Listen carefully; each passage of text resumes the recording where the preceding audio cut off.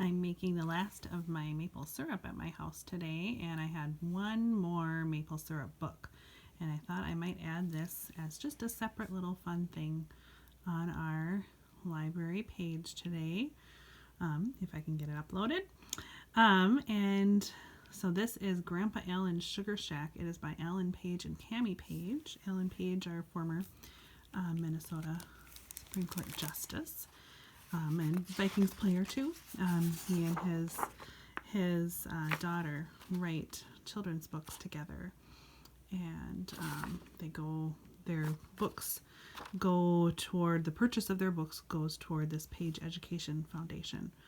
So any funds that they receive from that all goes to his education foundation for children. So I'm going to read this for you, Grandpa Allen's Sugar Shack, because guess what? Alan Page loves to make maple syrup as well.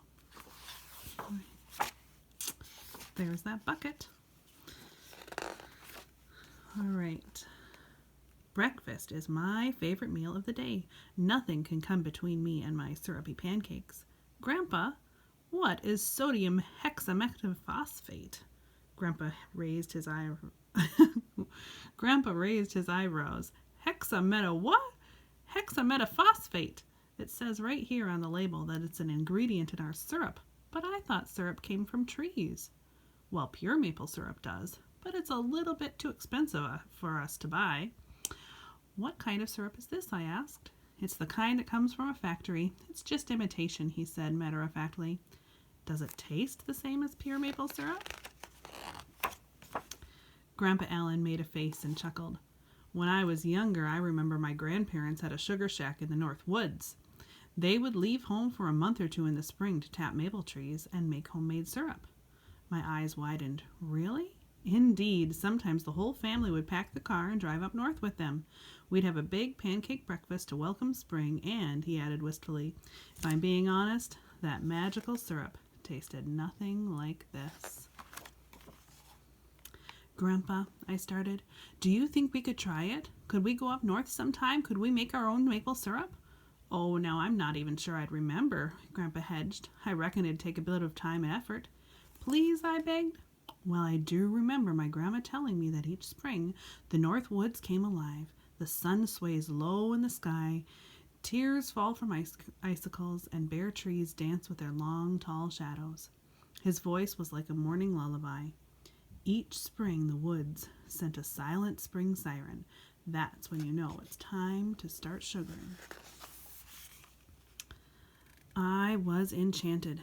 Is that why they call it sugaring? Yes, sugaring. And your spring break is coming up soon, he hesitated. Maybe we could try it then? Time moved like molasses, but finally spring break arrived. It's time, whispered Grandpa, careful not to wake the rest of the cabin. I gently rubbed my eyes awake. The dark morning greeted me with an eager smile as the sun peeked over the horizon. Wrapped up snug in a layer of wool blankets, the quiet sang softly in my ears. Don't forget your hat, Grandpa reminded me. It's going to be chilly out there. Wisps of our breath rose, clouding the snowy path in front of us. The crisp crunch of our boots sent a message to the birds. They scattered as we trudged through the thicket to find and tap the maple trees. See, there's an owl sitting up in there. No. A rabbit over there. Each tree, weathered and bare, seemed to bulge with delight as we approached. Tap, tap, tap. We hammered the spile into the tree. Tap, tap, tap.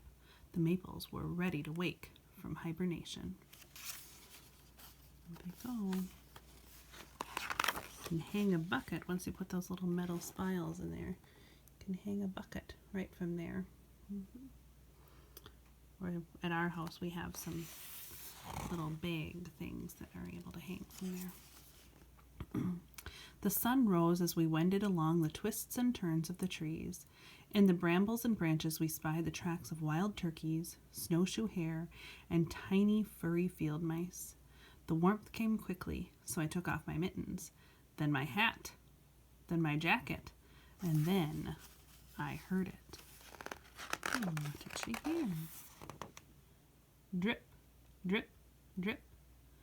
Drip, drip, drip. What's that sound, Grandpa? He grinned. It's the sap running. Where's it going? I wonder it aloud. Grandpa smiled. Not that kind of running, silly. By the next morning, we had collected 43 gallons of sap. A drop dripped on my pinky. It looks like water, I said, frowning, and it's not sweet at all. I was certain that the only thing the sap would turn into was disappointment. Slowly, we made our way back to the sugar shack. Grandpa said we needed to boil the sap before any magic would happen, but my skepticism grew. The roaring fire didn't seem to be doing much of anything. Grandpa said I needed to be patient, so I watched, alert, looking for any signs of readiness. Nothing happened. Finally, tiny ripples formed on the surface of the sap, and it started to boil. Is it time, Grandpa? Grandpa smiled and shook his head. Not yet. It's got to get feisty. Do you guys ever get any feisty? Do you get feisty like sap does? Bubbles began to pop, and suddenly I sensed the sweet smell of maple rising from the steam. Is it time, Grandpa? Grandpa stirred the sap and shook his head again. Sorry, the colors will change over time. We'll know when we're close, when it begins to look like caramel. My shoulders sagged. I kicked at dust and pebbles scattered. My thoughts were drifting away like the sweet vapor when I noticed that the pot was now only half full. Panic set in. Grandpa, it's disappearing. Grandpa put a hand on my shoulder. It's just cooking off, kiddo. We still have way too much sap. Too much, I thought. We barely have any left. Where was it all going? The sugaring pot was almost empty. I was beginning to feel hopeless. Then Grandpa's eyes softened. He nodded. Is it time? I asked hopefully as I stared, mesmerized by the sticky golden goodness. Grandpa Allen didn't say anything. He dripped a drop for me to taste. An explosion of subtle sweetness stunned me silent. It was time.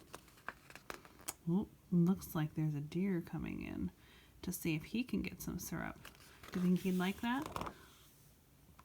Our syrup used to come from a factory, but not anymore. Now it comes from our sugar shack in the North Woods. Breakfast is still my favorite meal of the day, and there's nothing sweeter than sharing it with my grandpa. Oh, looks like they're having a very tasty breakfast with lots of pancakes. How many pancakes do you think you could eat? I don't know if I could eat that many. And there, this has information about the Page Foundation, which Alan Page and his family run. And there he is. That's the person who, one of the people who wrote the book. He and his daughter, Cammie, wrote the book. And this is David Geister. He is the person who illustrated all those beautiful, beautiful pictures in the book. So sometime later, when the library is open again, you can even check out this book. It's a really good one.